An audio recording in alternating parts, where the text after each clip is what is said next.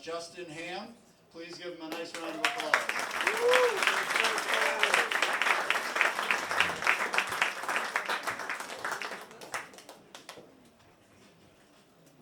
Howdy, folks. How you guys doing tonight? I am Justin, as John said, and I'm an outlaw children's librarian. Hey, I always wanted to do this, so bear with me real quick, okay? St. Louis, are you ready to rock? Yeah! Too bad, I'm a poet. The best I can do for you guys is like maybe a little heart flutter. So it's like if you feel like you have a little indigestion, then that means the poems are doing their job. So, I admit, so poets like kind of professionally are supposed to break your heart. And I took that very, very seriously. And so one time I got a set together and I went and did this set. I just wanted to try it out. And I did like 12 of my saddest poems in a row. And I was like, I must be killing it, right? Because this is what poets are supposed to do. They're supposed to break your heart. And yeah, that was not good for anybody's mental health. It wasn't good for mine. And it definitely wasn't good for the audiences. So we're just going to dispense with that right now. And since we did some jazz, I'm going to do a baseball poem. But this one will be a little bit different. This one's about a jockstrap. This is called A Real Team Effort. And here you'd gone and told yourself the morning couldn't possibly get any worse. Not after you realized you'd left your jockstrap swinging from your bedroom doorknob as you rushed headlong into the purple prairie morning, late again for the 6 a.m. travel bus, and facing the prospect of a doubleheader behind the dish without proper protection. And that's when you see it. Your mother's souped-up Camaro comes peeling into the high school parking lot, skids to an action movie stop in front of the bus, just as the driver jerks her into drive, and now, incredibly, here is your old man sprinting in desperation, a thief or a madman. And there is something in his right hand, something which he has tucked against his side for protection, as if it were a football or perhaps an enormous jewel of untold value. There comes a pounding, and the driver cranks open the side door with impatience, and then he has your jock, which he has just received from your panting, sweat-slicked pops, and he, the driver, is holding it out away from himself as if it might be radioactive. And now he's turning, handing it delicately to Coach, whose face goes cruel with wind sprints as he turns and passes it off to Klein, the freshie, cursed to the front seats for having ears too sensitive for upperclassmen conversation. And Klein, the freshie, hands off to Castillo, the backup catcher who's gunning for your job. And Castillo, with a snicker, gives it to Rosenthal. And Rosenthal, God help him, holds the thing a second too long and lifts it toward his nose. Then Barton, then Behringer, then Jonesy and Little Nick, and so it goes, every man's hands on your jockstrap until it reaches that SOB Looney 2 seats up. Looney, who could reach right out and hand it to himself, save you that final humiliation. But instead, he passes it to the team manager, who is sitting in the seat directly in front of yours because she's beautiful. And because you planned it that way. Now she turns, and there it is, dangling between you, frayed and a little off-white from 2 years of use. Through the straps, you can see her eyes, 2 dark lakes where so many other sensitive boys have gone and gotten themselves thoroughly and finally drowned.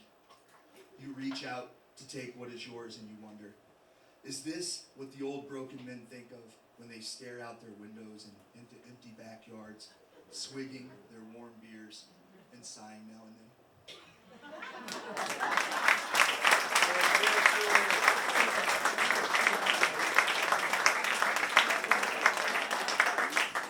Thank you guys very much.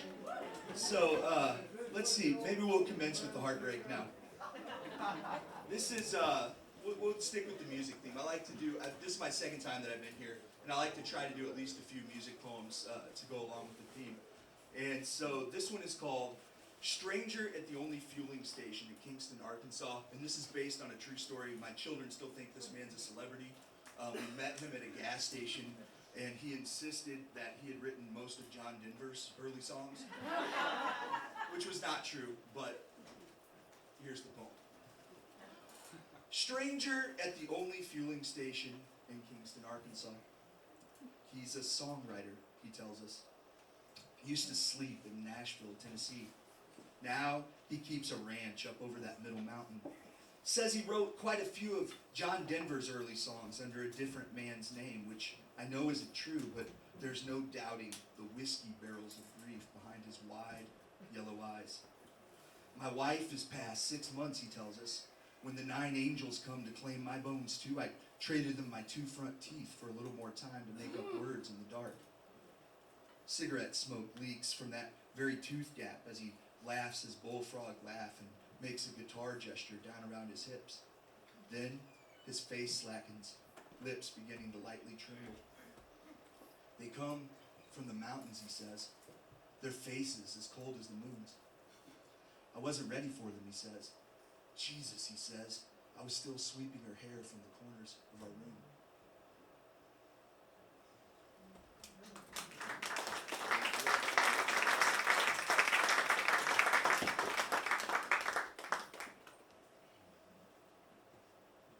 So, I'm a proud Midwestern poet. And if you guys know anything about poetry, or really the arts in general, if you're called a regionalist as an artist, that's not usually a compliment. That's usually a way of letting people know that you don't have much to say outside of a very small area. I wear that regionalist badge as a badge of honor. That's very important to me. And in fact, I recently got to give a TEDx talk in Wisconsin about that very idea, and I got to use poetry to try to illustrate that this is not really flyover country, that there's a lot of important things that happen here, and it can certainly sustain a liturgy. Yeah, so if you like the Midwest, there's some more, right? If you guys want to check that out, all you got to do is Google my name, Justin Ham, and YouTube, and it will pop up. It'll be the first thing that you see, and I hope you guys will check it out. But I'm going to read a couple of Midwestern tinge poems for you guys. This is called Storm, Rural Missouri. Though the coming rain announces itself by rustling the distant corn, the barns remain immutable as weathered gray monks. Without words they pray over the dog who sleeps forever in his soil bed beside the oranged relic of a horse-drawn plow. On rage the blood sugar wars. The lust for nicotine continues. The time-crumpled angels pull on their Carhartt robes and stand under wide awnings as lightning unstitches the sky. Here, every storm is 40 nights from stating the profound.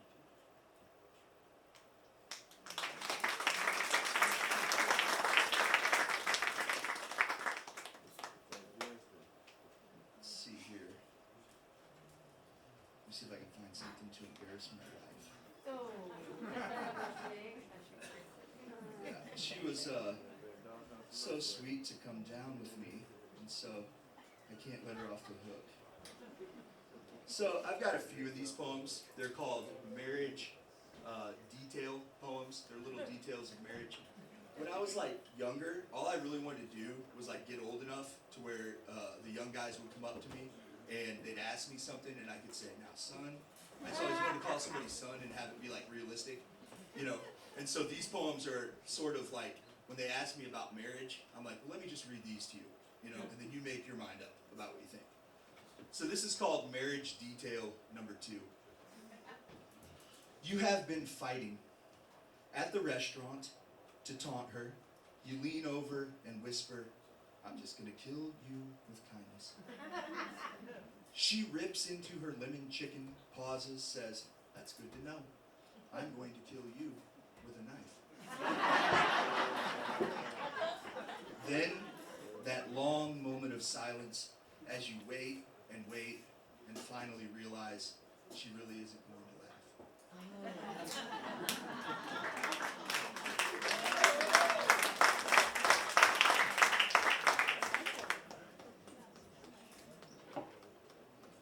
Let's see.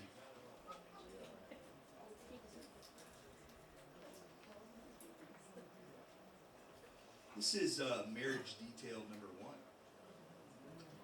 She wakes me unexpectedly in the dead of night, panicked, breathing hard, asking, is she talking to me? Is she talking to me?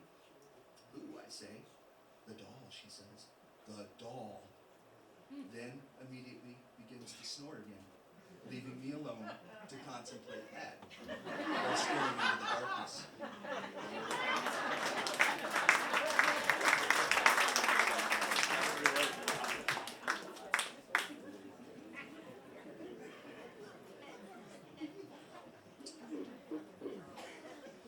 So I can't leave you guys with that impression. So here is another one that I wrote for my wife, and this is the one that speaks my heart. This is called The Inheritance. 1. There is a photo of you in our first few years together when we lived in the woods and shared meat with the neighbors. You cradled a pumpkin in both arms like an infant. Your eyes then were so bright. 2.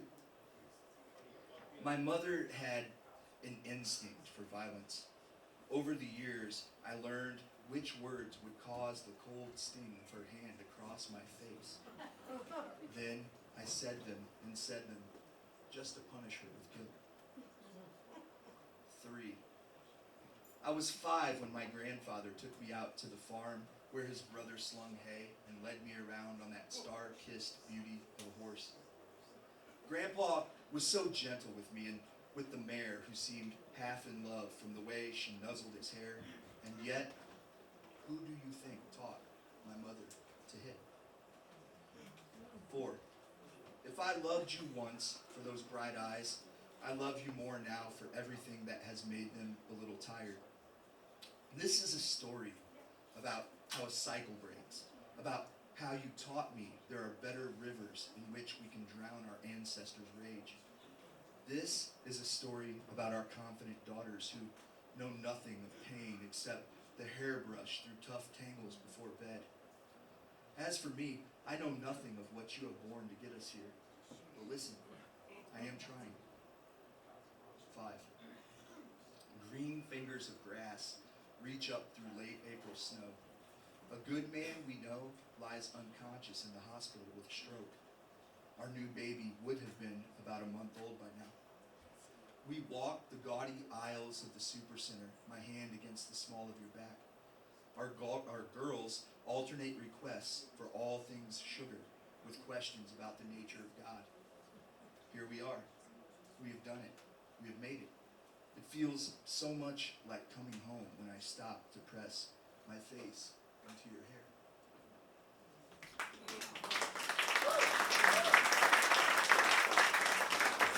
All of these, by the way, are from Drinking Guinness with the Dead.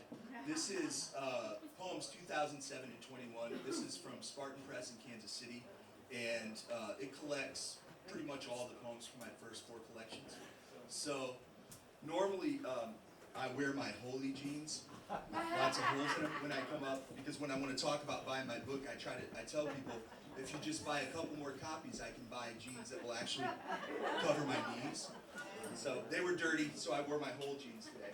But I will share with you a new poem that lets you know what marketing for poets is actually like when you're trying to sell things. This is actually called Marketing for Poets. It goes like this. Went outside and held up my books at the Chinese spy balloon. Figured, what the hell? Every little bit of advertising helps.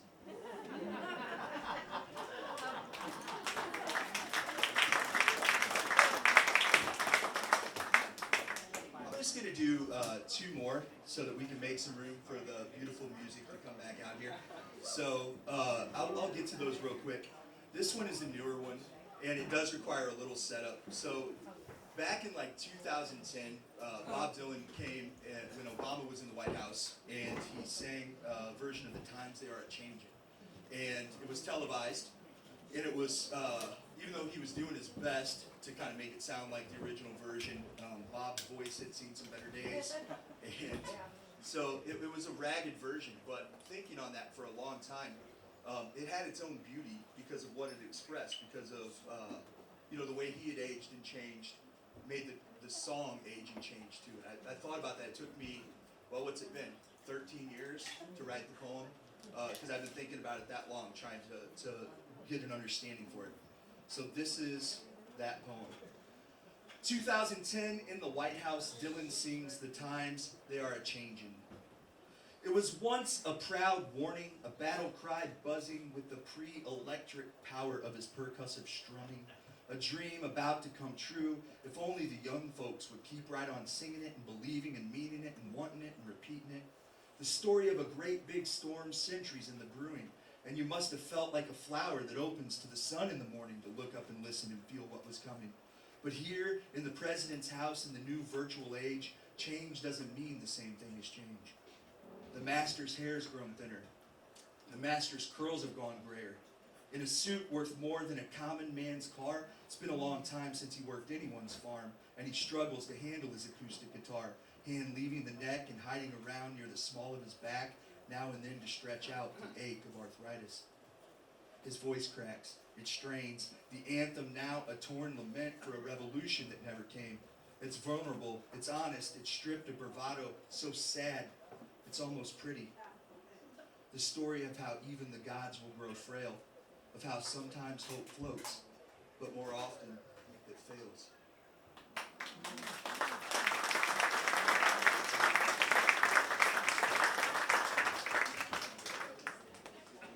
And this last one that I'll finish up with, during the pandemic time, that's when some of these newest poems were written. Poetry was huge for me, and artists in general were huge for me. I don't think without art I could have probably survived that time, being separate from everyone and the people that I met and talked to online. So this one's called Gratitude for the Poets, and it's for all of those poets that helped me out and my friends, but it's also really for all artists, bands who, kept me sane during that time, artists who did paintings, all that stuff.